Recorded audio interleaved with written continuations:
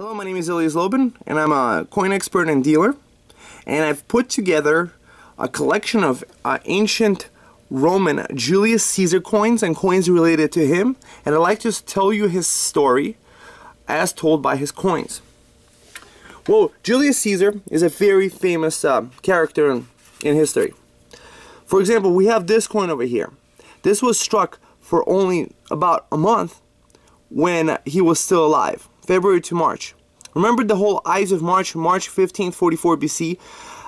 There was a plot to assassinate him by Brutus and a whole bunch of other conspirators in the Senate who snuck in with knives, with these little short knives, and wound up stabbing him to death.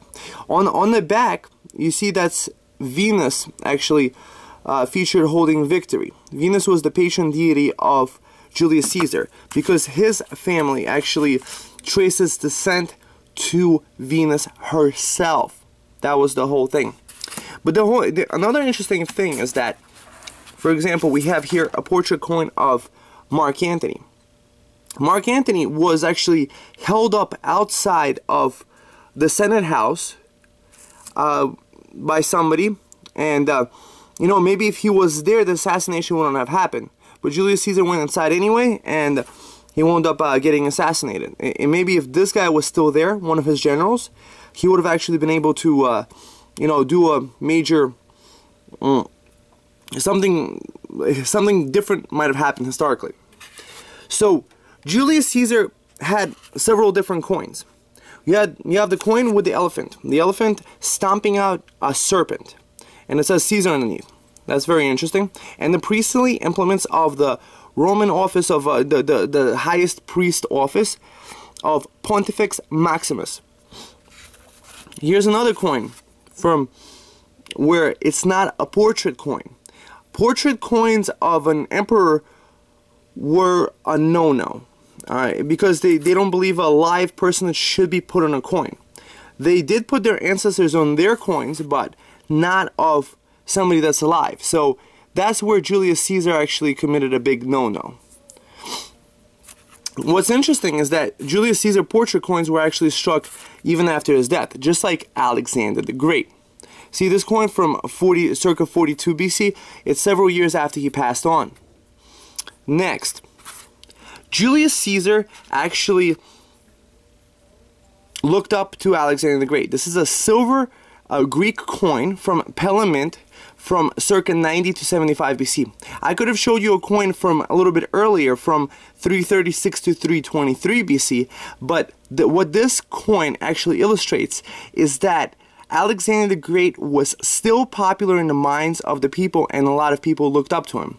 Julius Caesar wound up actually visiting the tomb of Alexander the Great at Alexandria in Egypt, and he actually felt that he did not accomplish even 1/10 as much as Alexander the Great, and he was much older than him already when he died. You know, because Alexander the Great died at around maybe 33 or 36 years of age, and he was already older than that.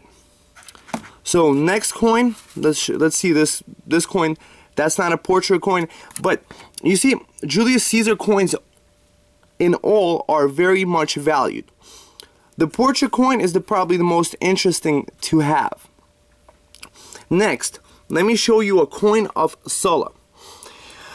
Sulla, Julius Caesar actually knew Sulla. There was a dictator that came to power. This is Sulla in a chariot. See, it says M. Sulla. And what happened was he was a dictator before Julius Caesar came to power. And he set the whole idea of using your army to scare the Senate into giving you power. So this coin we have is from circa 82 BC. Next, let's move on. So what happened was Julius Caesar got assassinated March 15th, 44 BC. And, you know, there was a very big uproar. You know, there was a lot of people that were up for the Republican cause. Of one of them, you know, was, let's see, who was up for the Republican cause? there was a Brutus, Cassius, they ran away. I didn't put a coin here of Brutus, but there's one specific coin which commemorated his Ides of March, the assassination, and that's super rare and worth maybe, in good conditions, hundreds of thousands of dollars. But Brutus and Cassius, they escape Rome after the assassination. And what happened is actually Mark Antony and Augustus, who was known as Octavian Caesar, who assumed the name of Caesar on his coins, and they wound up defeating the assassins of Julius Caesar. And then this coin was minted. This coin is from Philippi, and it features the Victory, which is the goddess of, victory. She's holding the wreath and the palm. And so see, it says Vic Av. So it's the victory of Augustus, and over here you have the military standards. This coin commemorates the, the wrong being righted by, these, by having a victory over the assassins of Julius Caesar. So after Julius Caesar passed on, you had Augustus, because he was the great-grandnephew, basically an adopted son of Julius Caesar, and he actually assumed the name of Caesar in order to use it for political gain. This coin is actually quite interesting because when Julius Caesar passed on, it's been noted historically that there was a great comet that flew over Rome, which everybody saw, and this actually coin commemorates that comet flying over after he passed on. An interesting thing that a comet actually flew over when Mark Twain also passed on. So this is a very popular type also. So even after the death of Julius Caesar, he was still very popular. Noted by this coin over here from circa 38 BC, where it features on one side the portrait of Julius Caesar, and on the other side you had the portrait of Augustus. But notice both of them are named Caesar in this coin. Augustus wanted to capitalize on that. Later on, you had a whole lot of story. Basically, Augustus, Mr. Mark Antony, they formed a pact with another person named Lepidus. And eventually this pact fell apart because Mark Antony, he fell in love with Cleopatra, and he insulted Octavian because he abandoned his sister, whom Mark Antony married in order to curry political favor with Augustus. And they didn't like the idea that possibly Mark Antony would marry somebody that's outside of Roman aristocracy. And there's a whole big story with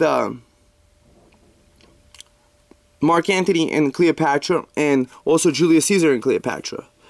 Cleopatra gave Julius Caesar actually a son named Caesarion. And when Mark Antony got defeated, the son of Julius Caesar wound up actually getting assassinated because he would have been in line for the succession of Augustus, who was just an adopted son, and Caesarion would have been his real son. So what happened was that things fell apart, and in 31 to 30 BC, you had a great battle going on. This is a coin of Mark Antony from circa 32 to 31 BC, and it features the galley, which was to symbolize the might of his naval power, because he built up a huge fleet with, the help of the funds of Cleopatra. She had tons of cash, and that's what he did. And on the back, you had the legionary standards, also to symbolize his legions. You would have the legion and the number next to it. So this one would be Legion 4. See, I, pretty much. Legion 4. There was over 20 legions, and this is a series to collect all on its own. So what happened was there was a big preparation for a naval battle. He felt that he had naval superiority, but instead of, because he had a preponderance, he had a lot more troops. Mark Antony had a lot more troops than Octavian did, than Augustus.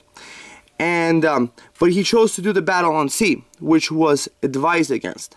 And then he saw Cleopatra fleeing from there because she thought Mark Antony, got, slain in battle, and he abandoned his troops, and his troops wound up actually getting defeated by the best friend of Augustus, named Agrippa, Marcus Vipsanius Agrippa. He wound up actually defeating him in a great naval battle. So basically, after Mark Antony got defeated, you had one man left alone to assume all power, and which was Augustus, the adopted son of Julius Caesar. So the whole story of this time period could actually be told and remembered and valued through these great historical coins. I have thousands of ancient coins with a lot more topics than I could have covered in a short video. I sell coins on eBay, and you could pretty much check them out and see authentic ancient coins.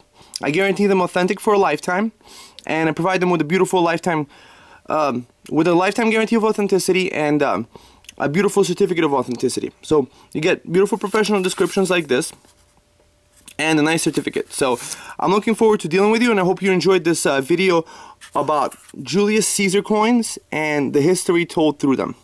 Have a fantastic day.